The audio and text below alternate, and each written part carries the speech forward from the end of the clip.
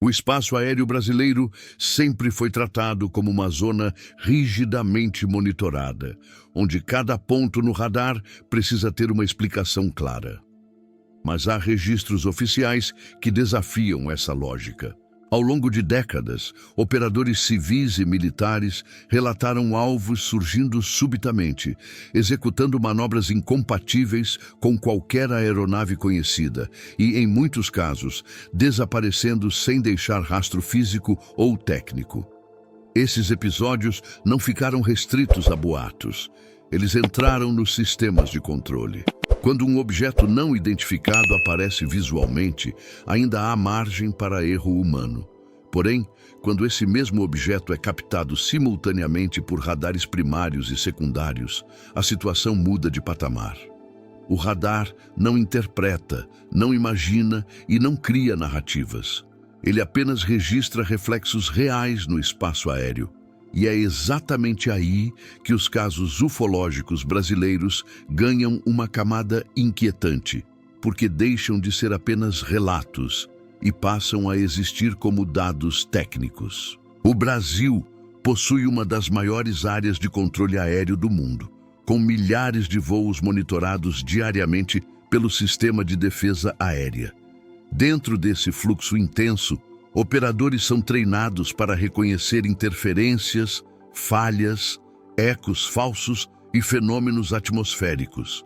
Ainda assim, há ocorrências classificadas como anômalas, onde os alvos mantêm velocidade constante e impossível para balões, mudam de altitude abruptamente e acompanham aeronaves por longos períodos. Em diversos registros, esses objetos surgem sem plano de voo, sem identificação eletrônica e sem qualquer resposta às tentativas de comunicação. Mais inquietante ainda é quando aparecem em zonas sensíveis, próximas a rotas comerciais ou áreas militares, forçando ajustes de tráfego em tempo real. Nessas situações, o protocolo não é especulação, mas segurança. Mesmo assim, ao final das ocorrências, nenhuma explicação convencional é capaz de encerrar o caso de forma definitiva. Os documentos que tratam desses episódios mostram um padrão recorrente. Os alvos não apenas surgem, mas parecem reagir à presença de aeronaves. Há registros de aproximação controlada, acompanhamento lateral e até movimentos circulares ao redor de aviões comerciais. Tudo isso observado por pilotos experientes e confirmado por controladores em solo, criando um cenário onde múltiplas testemunhas independentes descrevem o mesmo evento. É importante entender que radares primários detectam objetos sólidos pelo reflexo do sinal, independentemente de qualquer transponder. Isso elimina a hipótese de erro causado por falha de identificação eletrônica. Quando um alvo é captado dessa forma e mantém comportamento coerente por vários minutos, a margem para explicações simples se reduz drasticamente, transformando o evento em um verdadeiro enigma técnico dentro da aviação brasileira. Alguns desses registros permaneceram classificados por anos, acessíveis apenas a círculos restritos. Quando parte desse material veio a público, revelou uma realidade pouco conhecida. O fenômeno não era esporádico. Ele se repetia em diferentes regiões do país, em épocas distintas, envolvendo radares distintos e equipes que sequer se conheciam entre si, mas descreviam ocorrências assustadoramente semelhantes. Esses casos colocam o Brasil em uma posição singular dentro da ufologia mundial. Poucos países possuem tantos relatos oficiais envolvendo radares, pilotos e controle aéreo ao mesmo tempo. E isso levanta uma pergunta desconfortável. Se esses objetos não são falhas técnicas, nem aeronaves convencionais, o que exatamente está cruzando o espaço aéreo brasileiro sem autorização e sem explicação? Ao longo deste arquivo, vamos reconstruir alguns dos episódios mais emblemáticos em que os radares entraram no caso. Não para oferecer respostas prontas, mas para entender por quê, mesmo diante de dados técnicos, certas ocorrências continuam abertas até hoje. Talvez, ao final, você perceba que o maior mistério não está no céu, mas no silêncio que sempre se segue a esses registros. Se você já ouviu falar desses casos ou lembra de algum episódio semelhante, vale a pena refletir sobre o quanto realmente sabemos sobre o que sobrevoa o país todas as noites. Às vezes, acompanhar uma investigação desde o início muda completamente a forma como enxergamos esses relatos, especialmente quando eles não vêm da imaginação, mas dos próprios sistemas de vigilância. Entre os registros mais inquietantes envolvendo radares no Brasil, alguns chamam a atenção pela riqueza de detalhes técnicos.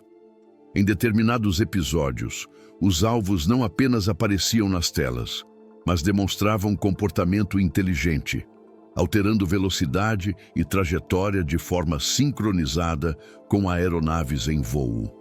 Operadores relataram que, ao tentar prever o deslocamento desses objetos, os cálculos simplesmente deixavam de fazer sentido dentro das leis conhecidas da aviação. Há casos em que o contato começou de forma discreta, como um eco fraco surgindo no radar primário. Minutos depois, esse mesmo eco ganhava intensidade, mantinha curso estável e passava a acompanhar aeronaves comerciais a uma distância constante. Em situações assim, o protocolo exigia alerta imediato aos pilotos, pois qualquer objeto sólido naquela posição representava risco real de colisão. O mais perturbador é que em vários desses episódios, os pilotos confirmaram visualmente aquilo que os radares já indicavam. Luzes intensas, objetos sem formato aerodinâmico definido e movimentos bruscos foram descritos em relatórios oficiais. Quando o contato visual coincide com a confirmação por radar, a hipótese de ilusão óptica praticamente desaparece, deixando apenas perguntas difíceis de responder. Alguns desses alvos exibiam acelerações instantâneas. Em poucos segundos, passavam de deslocamento lento para velocidades incompatíveis com qualquer aeronave conhecida, desaparecendo do alcance do radar quase tão rápido quanto surgiram. Não havia registro de quebra da cadeia de sinal que indicasse falha técnica. O objeto simplesmente deixava a área monitorada em um intervalo impossível de ser reproduzido por meios convencionais. Regiões específicas do país aparecem repetidamente nesses arquivos. Áreas costeiras, zonas próximas à Amazônia e corredores aéreos estratégicos surgem como pontos recorrentes de ocorrências. Isso levanta a suspeita de que esses objetos não cruzam o espaço aéreo brasileiro de forma aleatória, mas seguem padrões ainda não compreendidos, talvez relacionados à geografia ou à infraestrutura aérea. Em alguns relatos, controladores tentaram contato via rádio, mesmo sabendo que não havia identificação eletrônica associada ao alvo. Naturalmente, não houve resposta. Ainda assim, o comportamento do objeto parecia reagir à presença das aeronaves, mantendo distância segura ou alterando altitude quando o avião mudava seu perfil de voo. Essa aparente interação reforça a ideia de algo além de simples fenômenos naturais. Documentos internos revelam que explicações convencionais foram testadas exaustivamente. Balões meteorológicos, interferências climáticas, reflexos de terreno e até falhas de equipamento foram analisados e descartados caso a caso. O problema é que nenhuma dessas hipóteses conseguia explicar todos os elementos simultaneamente, especialmente quando múltiplos radares confirmavam o mesmo alvo. Esses episódios colocaram profissionais experientes diante de um dilema raro na aviação: confiar nos instrumentos, mas não conseguir explicar o que eles mostram. Muitos operadores relataram desconforto ao registrar oficialmente algo que sabiam não ter explicação clara. Ainda assim, os dados foram arquivados, criando um acervo silencioso de ocorrências que desafiam qualquer resposta simples. Com o passar dos anos, parte desse material começou a vir à tona, revelando que o fenômeno não era isolado nem fruto de erro pontual. Pelo contrário, tratava-se de uma sequência de eventos documentados, espalhados no tempo e no espaço, mas unidos por características técnicas quase idênticas. Um padrão começa a se formar quando esses casos são analisados em conjunto. E é exatamente essa repetição que torna os registros ufológicos no espaço aéreo brasileiro tão inquietantes. Não estamos falando de um evento único, mas de algo que insiste em reaparecer, sempre sob o olhar atento de sistemas projetados para não falhar. A pergunta que surge é inevitável. Por quanto tempo esses registros permaneceram ignorados antes de chamarem a atenção do público? À medida que esses registros se acumulavam, o tema começou a ganhar peso dentro das estruturas militares e de controle aéreo. Não era mais possível tratar cada ocorrência como um evento isolado. Em reuniões técnicas, comparações entre relatórios antigos e novos revelavam coincidências difíceis de ignorar, como padrões de altitude semelhantes, horários recorrentes e comportamentos quase idênticos, descritos por equipes que jamais tiveram contato entre si. Um detalhe que se repete em vários documentos é a incapacidade dos sistemas secundários de identificar esses alvos. Enquanto o radar primário captava algo sólido em movimento, o radar secundário permanecia em silêncio, indicando ausência total de transponder. Isso excluía aeronaves convencionais e tornava o fenômeno ainda mais problemático, já que qualquer tráfego aéreo não identificado representa uma violação grave das normas de segurança. Em determinadas situações, aeronaves militares foram acionadas para a averiguação. Os pilotos, orientados por dados de radar, aproximavam-se do ponto indicado apenas para ver o alvo desaparecer subitamente ou mudar de altitude de forma abrupta. Em alguns relatos, o objeto parecia antecipar a aproximação, como se estivesse ciente da presença do caça antes mesmo do contato visual. Essas manobras levantaram questionamentos técnicos sérios.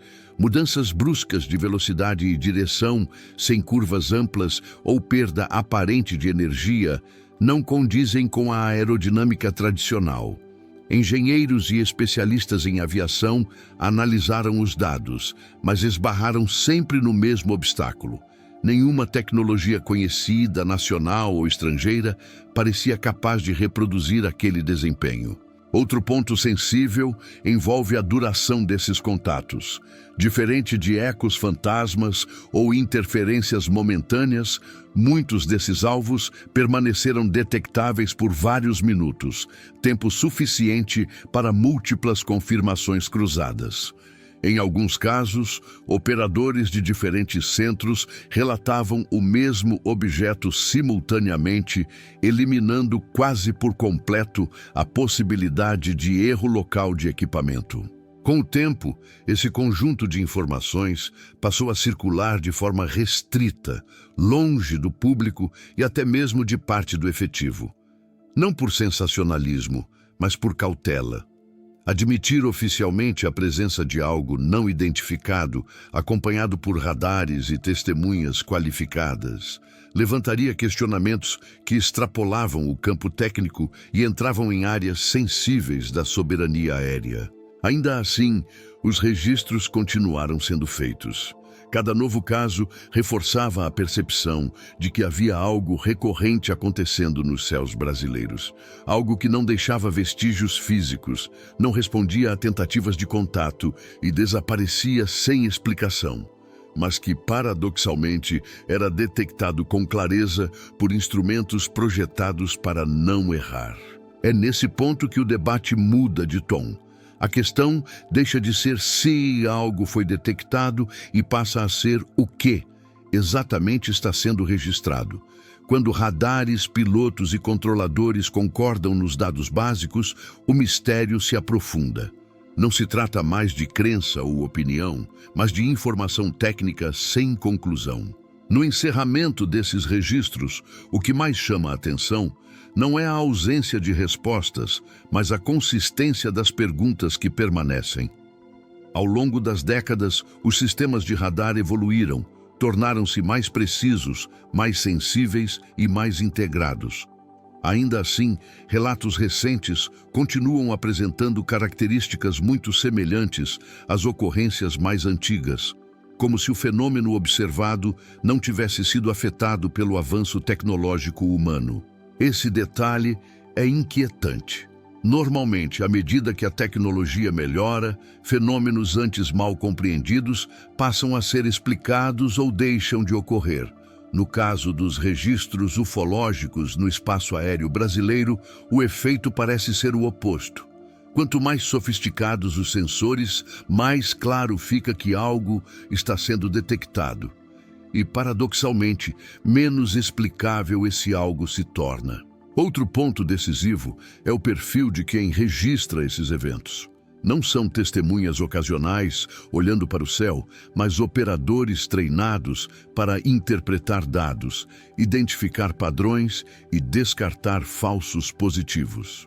Quando controladores e militares optam por registrar oficialmente algo que não conseguem classificar, isso indica que o fenômeno resistiu a todas as tentativas razoáveis de explicação técnica disponíveis naquele momento. Com o passar do tempo, esses arquivos deixam de ser apenas curiosidades históricas e passam a funcionar como alertas silenciosos. Eles revelam lacunas no nosso entendimento do espaço aéreo, das tecnologias em operação e, possivelmente, de algo que não se enquadra nos limites conhecidos da engenharia humana. Ignorá-los não os faz desaparecer, apenas adia o enfrentamento dessas lacunas. É por isso que esses registros continuam sendo revisitados, não porque tragam conforto, mas porque desafiam certezas. Eles mostram que, mesmo em um dos ambientes mais monitorados do país, ainda existem ocorrências que escapam ao controle, à classificação e à explicação definitiva.